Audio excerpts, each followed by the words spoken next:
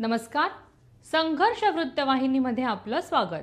घेऊया ठाणे आणि आसपासच्या परिसरामधील घडणाऱ्या महत्त्वाच्या घडामोडींचा आढावा. महाराष्ट्रभर आजपासून इंडियन मेडिकल असोसिएशनच्या नेतृत्वाखाली डॉक्टरांनी राज्यव्यापी संप पुकारला आहे. हा संप सकाळी 8 वाजल्यापासून सुरू झाला असून उद्या सकाळी 8 वाजेपर्यंत सुरू राहणार आहे. या काळामध्ये सरकारी, खाजगी, महापालिका रुग्णालयातील सर्व आरोग्य सेवा पूर्णपणे ठप्प राहणार आहेत. IMAने हा संप महाराष्ट्र शासनाच्या होमिओपॅथी डॉक्टरांना महाराष्ट्र मेडिकल काउन्सिलिंगमध्ये नोंदणी करण्याच्या निर्णयाला विरोध करण्यासाठी पुकारला आहे. डॉक्टरांच्या मते होमिओपॅथी डॉक्टरांना ॲलोपॅथी उपचाराची ना शैक्षणिक पार्श्वभूमी आहे ना अनुभव, त्यामुळे त्यांना ॲलोपॅथिक उपचाराची परवानगी दिल्यास रुग्णांच्या आरोग्याला गंभीर धोका निर्माण होऊ शकतो, असा इशारा IMAने दिला आहे. ठाणे शहरात या पार्श्वभूमीवरती शासकीय विश्रामगृह येथे डॉक्टरांनी एकत्र येथे निषेध आंदोलन केलं. यावेळी IMAचे विविध पदाधिकारी व डॉक्टर मोठ्या संख्येने येथे उपस्थित होते. यावेळी डॉक्टर संतोष हिडोळे, सरचिटणीस डॉक्टर राजेंद्र पवार, कोषाध्यक्ष डॉक्टर निलेश टपरे, राज्य प्रमुख समन्वयक डॉक्टर कन्नमवार यांनी शासनाला स्पष्ट शब्दामध्ये इशारा दिला की हा निर्णय त्वरित मागे घ्यावा, अन्यथा तीव्र आंदोलन करण्यात येईल.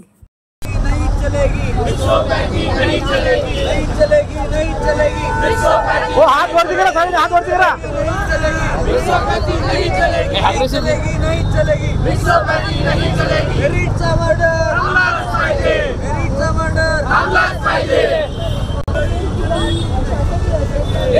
करत आहोत आणि शासनाच्या विरोधात ही निदर्शनं चालू आहेत. शासनाने 5 सप्टेंबर 2025 ला एक नोटिफिकेशन काढलेलं आहे.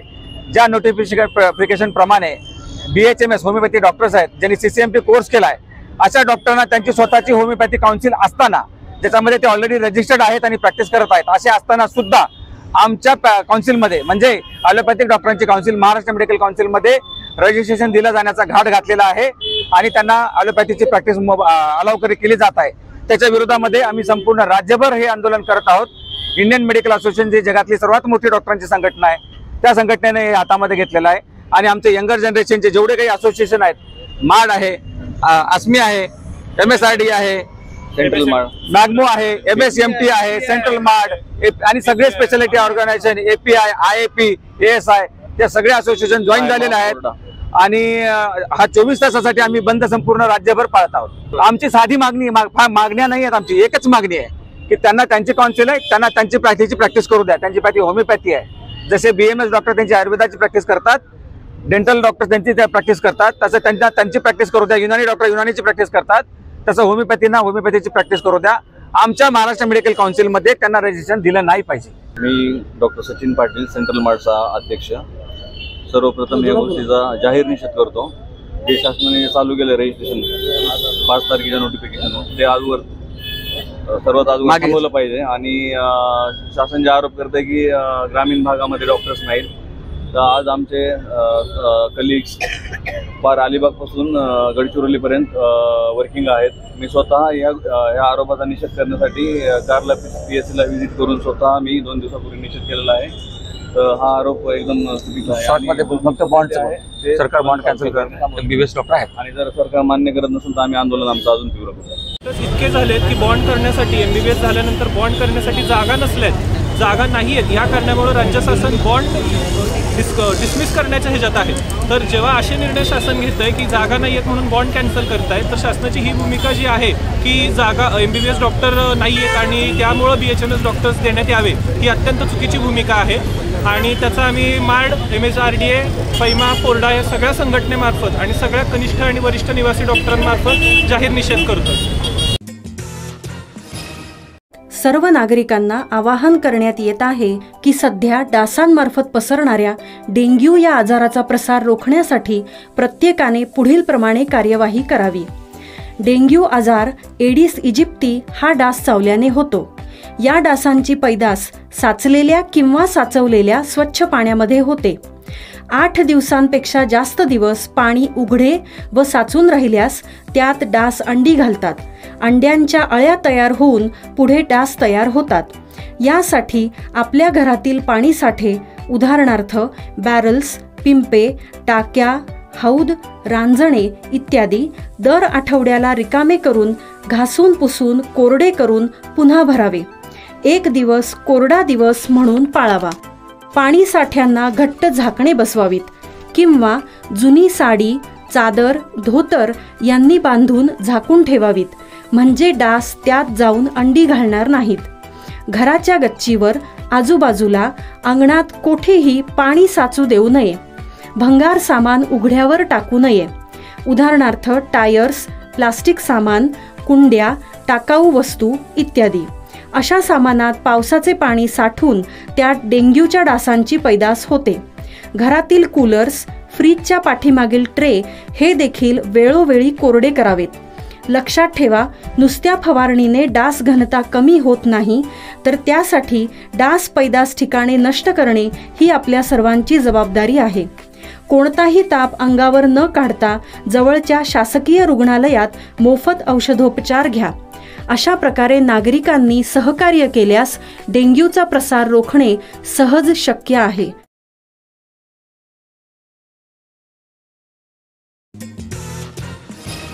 यशस्वीनगर हायलँड सार्वजनिक नवरात्र उत्सव मंडळातर्फे यंदा प्रथमच नवरात्र उत्सव साजरा केला जाणार असून मंडळातर्फे गुजरातमधील प्रसिद्ध सोमनाथ मंदिराची 35 फूट उंच प्रतिकृती उभारण्यात येणार आहे.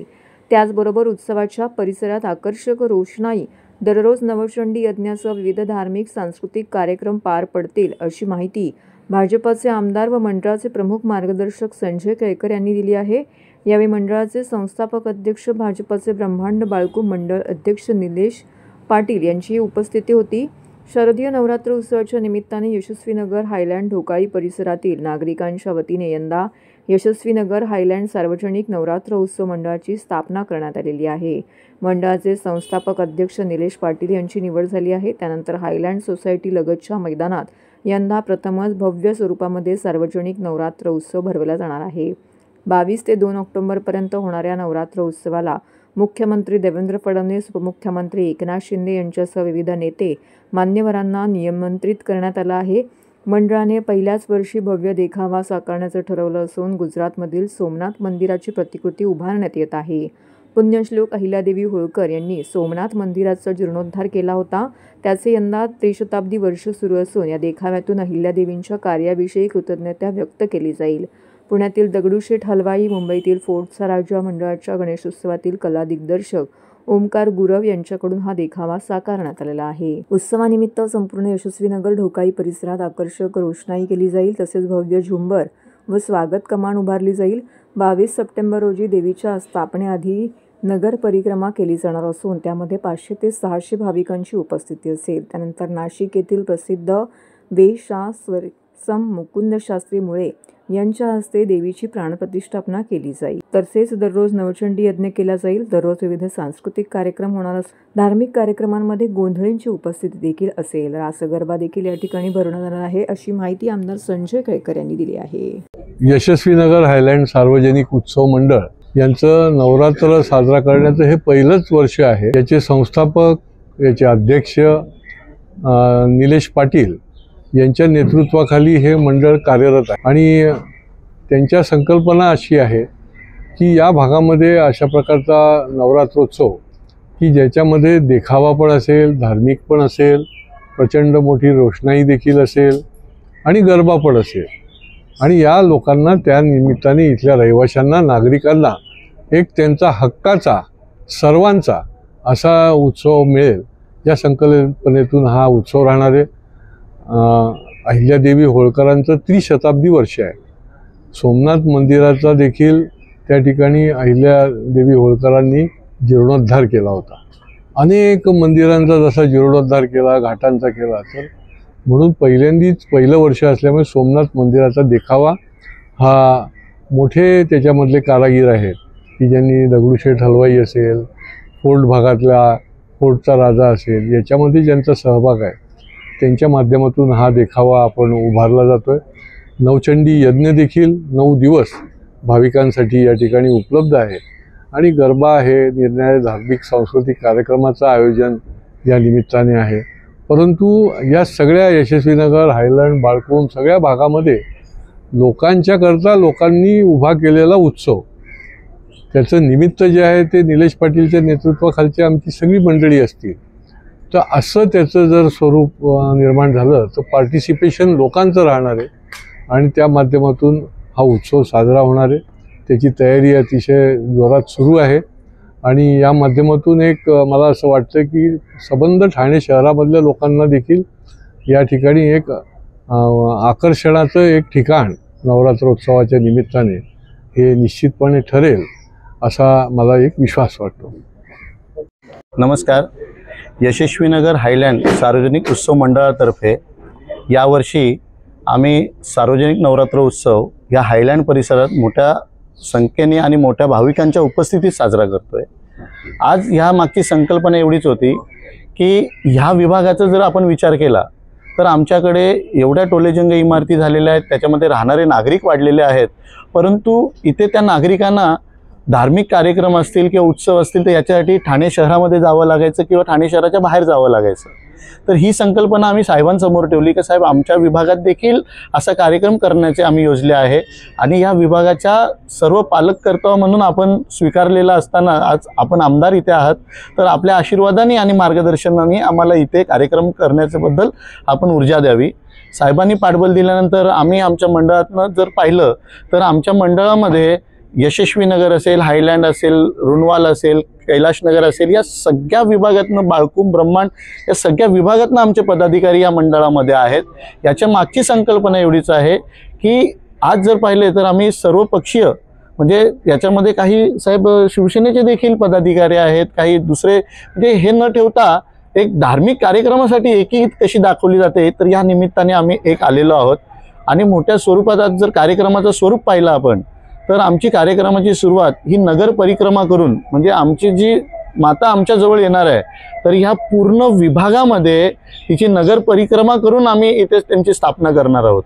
तसेच ही स्थापना करताना जी आपले आचार्य नाशिकचे जे आचार्य मुळे गुरुजी आहेत यांच्या हस्ते त्यांची स्थापना देखील होणार आहे आणि नवचटणी यज्ञ देखील 9 दिवस आपण इथे मोठ्या उत्साहाने आणि भाविकांच्या उपस्थितीत साजरे करणार आहोत.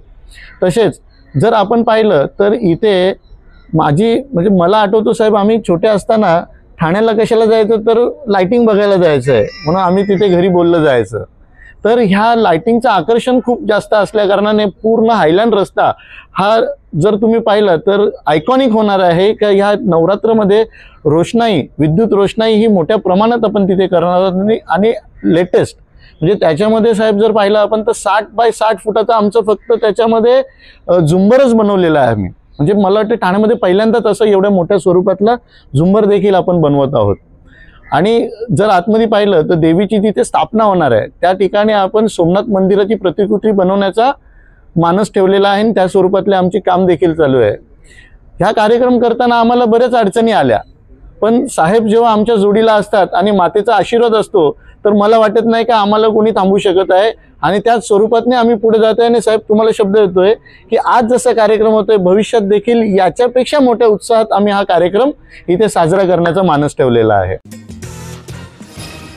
माजी राष्ट्रपती डॉक्टर APJ अब्दुल कलामजी यांच्या जयंतीनिमित्त न्यूजपेपर वेंडर्स डे म्हणून साजरा करण्यासाठी न्यूजपेपर वेंडर्स या लोगोचं अनावरण आमदार व संघटनेचे सल्लागार संजय केळकर यांच्या हस्ते झाले. ऑल इंडिया न्यूजपेपर डिस्ट्रीब्युटर्स असोसिएशनच्या वतीने संपूर्ण भारतभर 15 ऑक्टोबर रोजी न्यूजपेपर वेंडर्स डे साजरा करण्यात येणार आहे आणि दिल्लीमध्ये भव्य कार्यक्रमाचं आयोजन करण्यात येईल.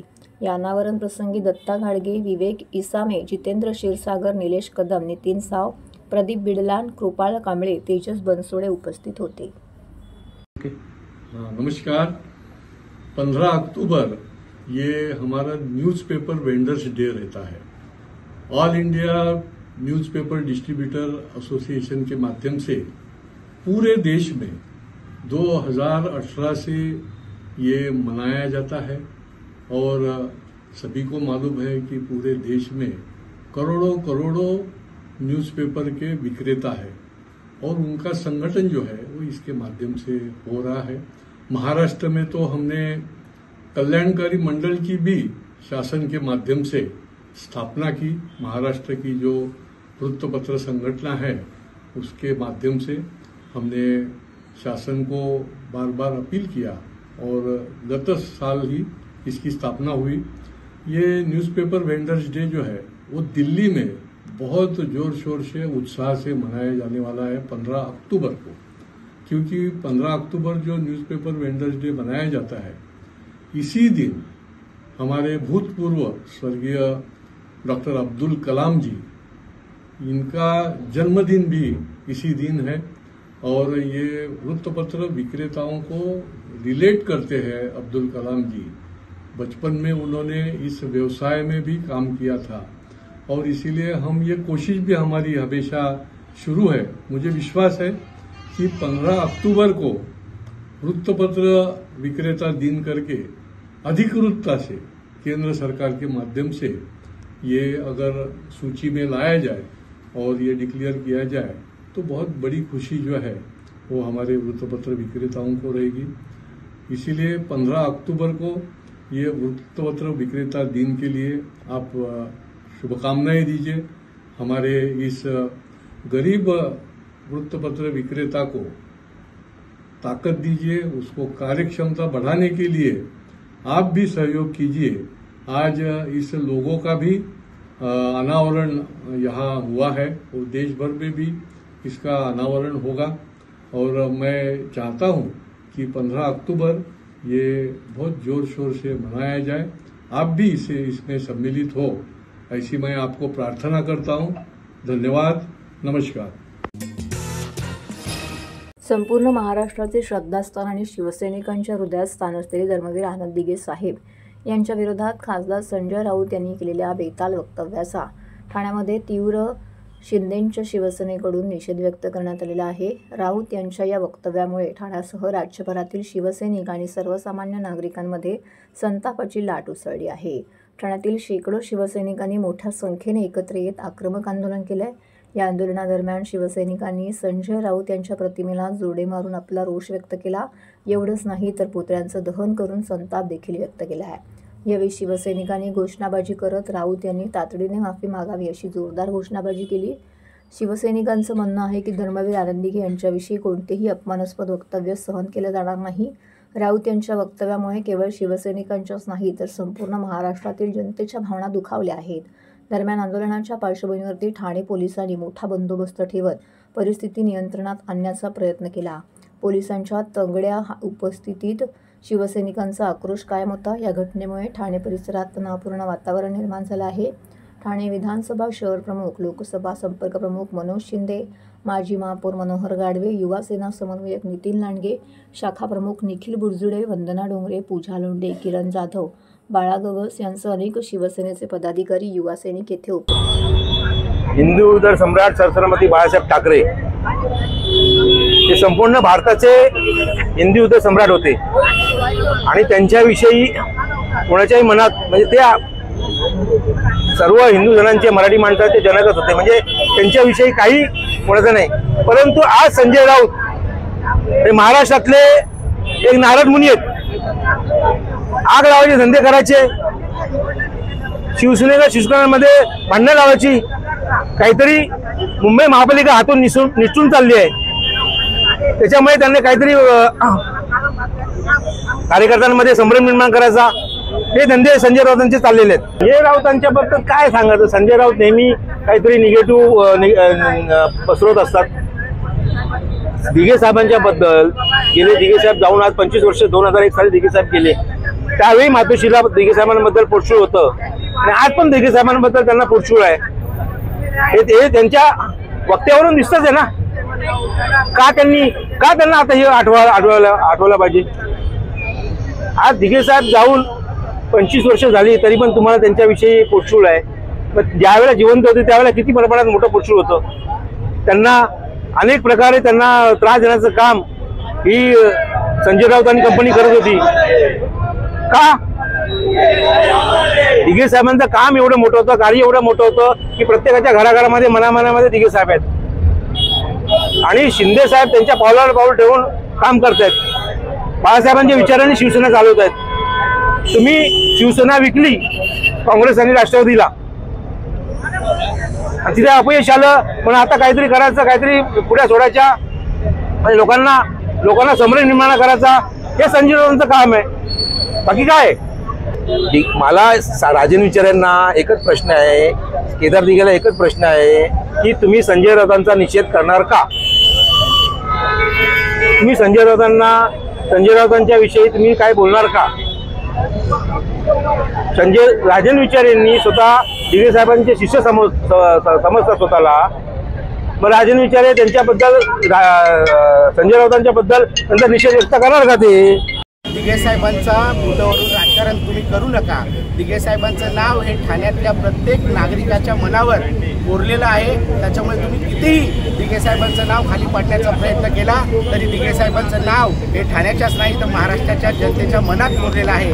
तुम्ही निवडणूक आली म्हणून असे बेताल वक्तव्य दिघे साहेबांवर करत आहात. मला स्थानिक उभाटाच्या नेत्यांना विचारायचं आहे की तुम्ही या संजय राऊतचा निषेध करणार आहात की नाही. जर नसाल करणार तर आम्ही बाळासाहेबांच्या विचारावर जी शिंदे साहेबांची शिवसेना चालू आहे त्या युवा सेनेच्या माध्यमातून जर संजय राऊत ठाण्यात आले तर त्यांच्या तोंडाला काळं फासण्याचं काम हे युवा सैनिक करणार आहे. ठाणे धर्मवीर आनंद दिघे साहेबांनी सुरू केलेल्या ठाण्यातील टेंबीनाका येथील नवरात्र उत्सवाची महती ठाणे किंवा महाराष्ट्रापुरती मर्यादित राहिली नसून ती देशविदेशात पोहोचली आहे. लाखो भक्त श्रद्धाळू येथे दरवर्षी येऊन देवीचे दर्शन घेऊन धन्य होत आहेत. श्री जय अंबेमा सार्वजनिक धर्मादाय विश्वस्त संस्था आयोजित उत्सवाचे अंदाजे हे 48वे वर्ष आहे. या दुर्गेश्वरी नवरात्र उत्सवातील देखाव्याचे खास आकर्षण म्हणजे तमिळनाडू येथील बृहदेश्वर मंदिर आणि चारधामचा देखावा. अर्थात उत्तर भारत आणि दक्षिण भारत यांचा समन्वय साधणारा भव्य असा हा देखावा असल्याची माहिती पत्रकार परिषदेमध्ये देण्यात आली आहे. या सजावटीची लांबी 110 फूट आहे तर रुंदी मागच्या बाजूला 45 फूट आणि पुढच्या बाजूला 55 फूट आहे. या देखाव्याची एकूण उंची साधारणतः 75 फुटांपर्यंत पोहोचेल. या देखाव्यासाठी एकूण 125 खांब वापरले असून प्रत्यक्षात 26 खांबामध्ये 5 खांब अंतर्भूत आहेत. या देखाव्याचे आर्किटेक्चर काम पूर्णपणे तमिळनाडू येथील प्रसिद्ध बृहदेश्वर मंदिराच्या आर्किटेक्चरवर आधारित आहे. त्या मंदिरातील शिवलिंगाची उंची 29 फूट असून ते एकाच ग्रेनाइटच्या दगडापासून बनले आहेत. स्थानिक लोकांच्या श्रद्धेनुसार जगात भोलेनाथ कुठे अस्तित्वात असतील तर इथेच आहेत आणि ते इथून कुठेही जाणार नाहीत असं म्हटलं जातं. या मंदिराच्या मूळ रचनेमध्ये देखाव्यामध्ये एक बदल करण्यात आलेला आहे. बृहदेश्वर मंदिराचा कळस इथे साकारण्यात आलेला नाही. त्याऐवजी माननीय उपमुख्यमंत्री एकनाथ शिंदे साहेब यांच्या मार्गदर्शनानुसार महाराष्ट्र आणि देशातील इतर राज्यांमध्ये झालेल्या नैसर्गिक आपत्तीमुळे ज्यांचं सर्वस्व उद्ध्वस्त झालं आहे, ज्या लोकांना प्रचंड नुकसान सहन करावं लागलं, अशा सगळ्या लोकांना श्री दुर्गेश्वरीच्या चरणी आपण एक प्रार्थना किंवा त्या लोकांसाठी नवस म्हणा किंवा त्या लोकांसाठी आपण एक गाऱ्हाणे मांडत आहोत. त्या अनुषंगाने मंदिराच्या कळसाच्या भागामध्ये आणि आतल्या गाभाऱ्यामध्ये संपूर्ण चारधाम मंदिराची माहिती आणि मंदिराची प्रतिकृती उभारण्याचा प्रयत्न करत आहोत, असं कला दिग्दर्शक अमन विधाटे यांच्या मार्गदर्शनाखाली देखाव्याचं काम सुरू आहे. सर्व पत्रकारांचं मनापासून स्वागत करतो आणि धर्मवीर आनंद दिघे साहेबांनी सुरू केलेला नवरात्रोत्सव वर्षीप्रमाणे टेंबी नाक्याला धर्मवीर आनंद दिघे साहेबांनी सुरू केलेल्या नवरात्रोत्सवाची जोरदार तयारी सुरू आहे आणि याही वर्षी नवरात्रोत्सव मोठ्या भक्तिभावाने श्रद्धेने आणि जल्लोषामध्ये उत्साहामध्ये साजरा होणार आहे आणि त्याची ही सर्व पूर्वतयारी या ठिकाणी सुरू आहे.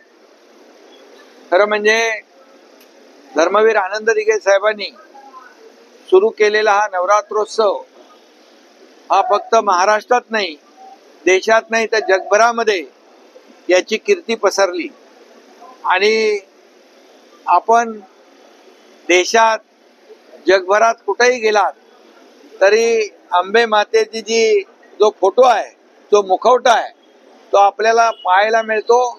तो या आपल्या टेंबी नाक्याच्या दिघे साहेबांनी सुरू केलेल्या देवीचाच मुखवटा आहे, तोच आपल्याला सगळीकडे पाहायला मिळतो. आणि त्यामुळे या टेंबी नाक्याच्या अंबे मातेचं जे महात्म्य आहे, जी काही सर्वदूर पसरलेली कीर्ती आहे, ही आपण पाहतो आणि वर्षागणिक दरवर्षी या उत्सवामध्ये भर पडत असते. आता यावेळेस चार धाम जे आहेत त्याचं एक संकल्पना डोळ्यासमोर ठेवून हे मंदिर उभं राहतंय. तामिळनाडू मधलं बृहदेश्वर शंकराचं मंदिर या ठिकाणी उभं करण्याचा संकल्पना या ठिकाणी मांडलेली आहे आणि आमचा अमन विधाते हा कार्यकर्ता आहे आमचा आणि तो या ठिकाणी त्याच्या मार्गदर्शनाखाली हे सर्व सजावटीचं काम होत आहे आणि दरवर्षी आपण पाहतो की काही ना काही आपल्या देवी भक्तांसाठी नवीन विषय घेऊन नवीन मंदिराचं असेल जे काही नवीन विषय आहेत ते धरून आणि धार्मिक आणि अतिशय लोकांना काही ठिकाणी पोचता येत नाही, चारधाम असेल आणि मग अशा ठिकाणी एमबी नाक्याला येऊन त्यांना दर्शनाचा लाभ होतो आणि म्हणूनच दरवेळेला आपण वेगवेगळ्या सजावटींच्या माध्यमातून टेंबी नाका नवरात्रोत्सव या ठिकाणी आंबे मातेची भक्तिभावाने सेवा करताना आपण पाहतो. खरं म्हणजे हा उत्सव दिघे साहेबांनी 1978 साली सुरू केला आणि त्याचं महात्म्य दरवर्षी वाढत गेलं आणि अनेक लोक इथं नवस फेडण्यासाठी येतात. म्हणजे नवसाला पावणारी देवी म्हणून देखील या नवरात्रोत्सवाचं या अंबे मातेचं महात्म्य जे आहे आणि महत्व अधोरेखित झालेलं आहे. हा देखावा बनवण्यासाठी खरं तर यावेळी संकल्पना ही नवीन आहे. हे आजपर्यंत मंदिर कुठेही झालेलं नाही. हे मंदिर म्हणून बृहदेश्वराचं मंदिर आहे. म्हणजे पावसाळ्याच्या सुरुवातीलाच मंडळाकडनं जे आपल्याला सांगण्यात आलं होतं का ती नवीन संकल्पना आपल्याला पाहिजे, ते साऊथच्या तामिळनाडूमधलं बृहदेश्वर मंदिर आहे. आणि या मंदिराचं काम आपण सुरू केल्यानंतर साहेबांकडनं असं सांगण्यात आलं की आता उत्तराखंडामध्ये जे चाललंय आता ह्याचं काम पण बऱ्यापैकी म्हणजे डायवर्क वगैरे झालं होतं. आपल्याला त्याला कुठेतरी याच्यामध्ये समाविष्ट करायचं आहे.